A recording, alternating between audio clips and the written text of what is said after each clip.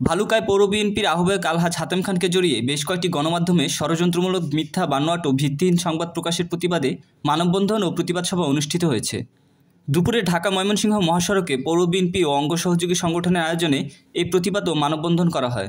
পরে বিক্ষোভ মিছিল বের করে বিএনপির কার্যালয়ের সামনে মিথ্যা সংবাদ ও হলুদ সাংবাদিকতার প্রতিবাদে বক্তব্য রাখেন উপজেলা বিএনপির যুগ্ম আহ্বায়ক সালাউদ্দিন আহমেদ, পৌর বিএনপির যুগ্ম আহ্বায়ক আবুল কামাল আজাদ, জহির রায়হান, যুবদলের সভাপতি তারেকুল্লাহ চৌধুরী, সাধারণ সম্পাদক রকিবুল হাসান রাসেল, শ্রমিক দলের সভাপতি সৌমিক হাসান সোহাগ সহ বিএনপি ও অঙ্গ সহযোগী সংগঠনের বিভিন্ন পর্যায়ের নেতৃবৃন্দ।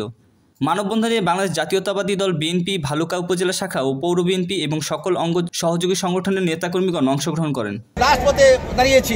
হলুদ সাংবাদিক ভাইদের উদ্দেশ্যে বলতে চাই, বস্তুনিষ্ঠ সংবাদ পরিবেশন করবেন। আমাদের পাশেই বসে আছে, আবার তারাই বাড়িতে গিয়ে এই ভুয়া সংবাদটা শেয়ার করছে।